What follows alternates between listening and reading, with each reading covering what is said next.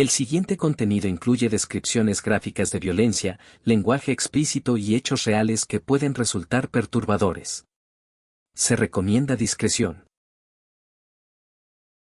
Imagina vivir al lado de alguien con un oscuro secreto. Pasar junto a su casa todos los días. Saludarlo. Incluso convivir en la misma calle, sin saber que, bajo el suelo de su sala, se escondía algo terrible.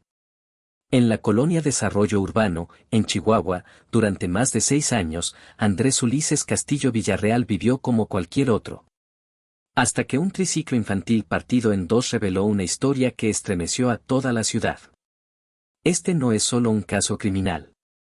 Es una historia de abandono, trauma y oscuridad mental que derivó en hechos atroces. En este documental te contaremos paso a paso quién fue Ulises Castillo, cómo operaba, quiénes fueron sus víctimas. Y cómo logró pasar desapercibido, hasta que el infierno salió a la luz. La colonia Desarrollo Urbano se encuentra al sur de la ciudad de Chihuahua. Como muchas otras colonias populares, combina casas de autoconstrucción, familias trabajadoras y también algunas zonas con problemas sociales y abandono por parte de las autoridades. Ulises vivía allí, en una casa aparentemente común. Pero con el paso de los años, su comportamiento se volvió cada vez más extraño. Algunos vecinos lo describían como solitario. Otros, como alguien agresivo o difícil de tratar. Incluso se decía que, en ciertas noches, se escuchaban ruidos extraños en su casa.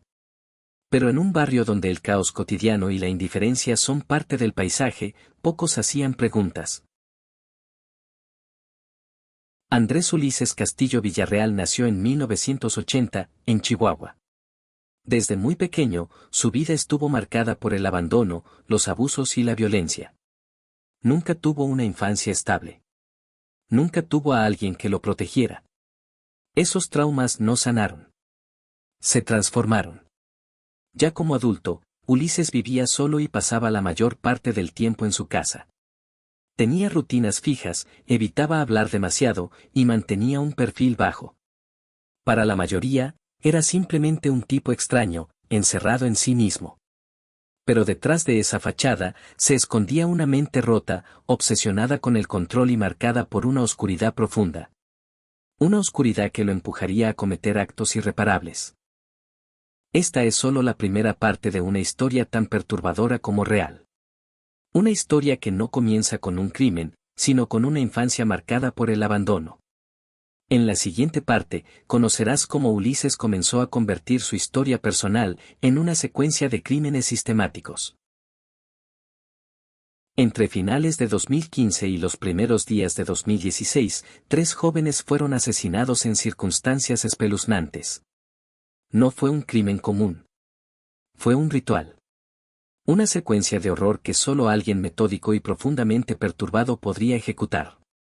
Las víctimas aparecieron desmembradas, escondidas o arrojadas como si fueran basura. Pero en cada escena, había algo más. Un símbolo inquietante. Una pista que solo tenía sentido cuando se unían las piezas. Primera víctima. Lorenzo desapareció el 13 de noviembre de 2015. 22 años. Saludable. Conocido por andar en la zona. Nadie imaginó que sería la primera víctima de una serie macabra. Semanas más tarde, en un terreno baldío, su torso fue hallado envuelto en una cobija sucia. No había cabeza. No había extremidades. Solo eso. Y una pieza escalofriante junto a los restos. La mitad delantera de un triciclo infantil. Los forenses determinaron que fue drogado, violentado y golpeado brutalmente con un objeto pesado, probablemente un martillo. Fue asesinado con frialdad. Pero no fue el fin, fue el comienzo. Víctima 2. Exactamente un mes después, otro cuerpo apareció. Otra escena. Otro horror. Daniel, conocido como el Troya, también de 22 años, fue hallado dentro de una llanta vieja, envuelto parcialmente en una cobija. Su cuerpo había sido manipulado, no solo asesinado. Una pierna tenía un impacto de bala calibre .22. Su cráneo estaba aplastado. Y junto a él, lo impensable. La otra mitad del mismo triciclo. Aquello ya no era coincidencia. Era una firma. Una declaración silenciosa de un asesino que quería ser reconocido, pero no atrapado. La tercera víctima no fue dejada al aire libre. Fue ocultada. Escondida para siempre, o al menos, eso creyó el asesino. Fernando Valles Gandarilla fue reportado como desaparecido poco después de visitar la casa de Ulises. Su familia lo buscó. Nadie imaginaba que estaba, bajo sus pies. El 18 de diciembre de 2015, autoridades encontraron su cadáver enterrado bajo el piso de concreto en una de las habitaciones de la casa de Álamo 6841. Había sido drogado, violentado, asesinado. Y luego cubierto con una capa de cemento. Sellado. Como si Ulises quisiera encerrar no solo un cuerpo, sino un recuerdo que jamás saliera a la luz. Pero se equivocó. Ese secreto habló. Y su casa se convirtió en una tumba. 3 víctimas. 3 escenarios distintos. Pero una misma historia. El mismo método, el mismo perfil, y el mismo juguete. El triciclo infantil no era casualidad. Era un símbolo. Una marca personal. Una forma de gritar al mundo su historia sin decir una palabra. Ulises no solo mataba. Diseñaba sus crímenes como si fueran escenas planeadas. Cada víctima, una obra macabra de una mente que solo encontraba sentido en el dolor ajeno. El horror no estaba solo en los cuerpos. Estaba en los detalles. En los símbolos. En la intención. Pero, ¿qué clase de persona puede hacer algo así, y seguir como si nada? ¿Qué pasaba por la mente de Andrés Ulises Castillo Villarreal? En la siguiente parte, abriremos esa puerta. La mente del descuartizador. Y lo que sus actos realmente intentaban decir. ¿Qué clase de persona puede dormir tranquilo con un cadáver bajo su sala? ¿Qué tipo de mente es capaz de dividir un triciclo para convertirlo en una firma de asesinato? Para los expertos forenses, Andrés Ulises Castillo Villarreal no era solo un criminal. Era un sádico sexual con rasgos psicopáticos, profundamente dañado desde la infancia. Sufrió abusos sexuales en su niñez, golpes, abandono, y nunca recibió ayuda. Nadie intervino. Con el tiempo, su trauma no se apagó, se transformó. Y lo consumió por dentro. Ulises no mataba por impulso. No actuaba en arranques de rabia. Planeaba. Elegía. Dominaba. Primero drogaba a sus víctimas. Luego las inmovilizaba. Las violentaba física y sexualmente, reduciéndolas por completo. Y finalmente, las mataba. Cada paso, cada detalle, formaba parte de un guión interno. Uno donde él siempre tenía el control absoluto. Sus crímenes eran una manera de reescribir su infancia, esta vez desde el poder. Una inversión de roles. De víctima, a verdugo. Entre todas las señales que dejó Andrés Ulises Castillo Villarreal, hubo una que marcó profundamente a los investigadores. No fue un arma. No fue una confesión. Fue un objeto, frágil, infantil, perturbador. Un triciclo partido en 2, abandonado junto a los restos de 2 víctimas distintas. La mitad delantera con Lorenzo. La mitad trasera con Daniel. Para muchos, era solo basura olvidada. Para los criminólogos, era una firma. Un símbolo ritual. Una especie de mensaje oculto, solo descifrable por quienes sabían mirar. Ulises no solo asesinaba. Comunicaba con cada acto. Y lo hacía usando lo más simbólico de su propia infancia. El juguete que representa inocencia, destruido y arrojado entre los cuerpos. Pero lo más perturbador de todo no fue el mensaje, ni el crimen. Sino la calma. Después del asesinato de Fernando, Ulises simplemente siguió su rutina. Encerró el cuerpo bajo el piso de su casa. Volvió a dormir. Volvió a comer. Volvió a caminar por el barrio. Como si nada hubiera pasado. Vivía sobre el cadáver como quien vive sobre una mancha que ya forma parte del suelo. Sin culpa. Sin miedo. Frialdad disfrazada de normalidad. Y eso es lo que más miedo da. No el crimen, sino la costumbre. Pero incluso el criminal más meticuloso comete errores. Y a Ulises, uno lo traicionó.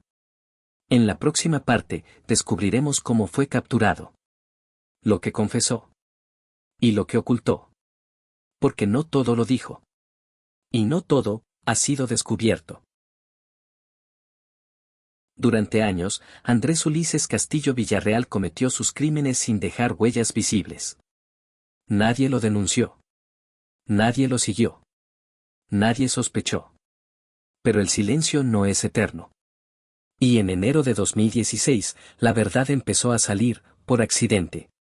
Fue el 6 de enero cuando Ulises fue detenido en la colonia Vista Cerro Grande, al sur de Chihuahua. No fue por un crimen. Ni por un cadáver. Fue por posesión de sustancias ilegales durante un operativo de rutina. Pero en su historial, había señales. Y una coincidencia inesperada lo vinculó con los restos hallados semanas atrás. Los agentes notaron algo extraño.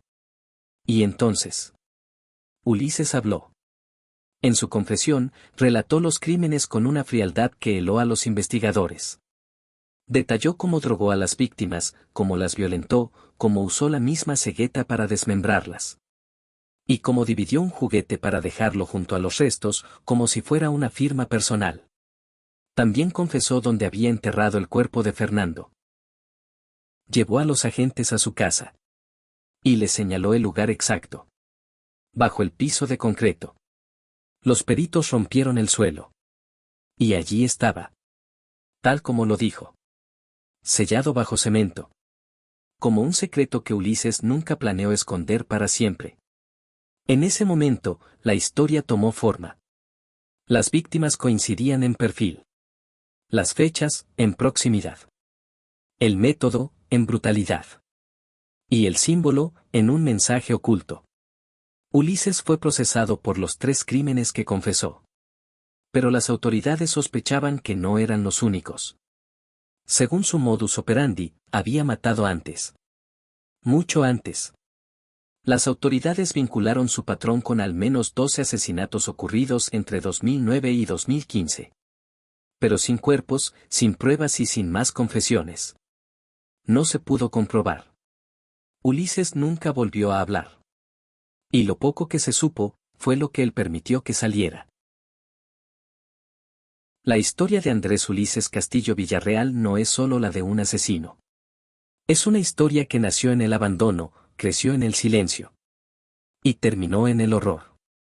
Durante años, caminó entre vecinos, cruzó las mismas calles, vivió una vida aparentemente normal. Pero en su casa, bajo el concreto, guardaba algo que nadie pudo imaginar. Esta historia demuestra que el mal no siempre se ve en la superficie. Que hay personas que pueden vivir con un secreto terrible. Y aún así mirar a los ojos a los demás. Ulises no fue descubierto por la gravedad de sus crímenes. Sino por un error menor. Un detalle. Un descuido. Y si ese error no hubiera ocurrido, quizá hoy seguiría caminando por las calles como uno más.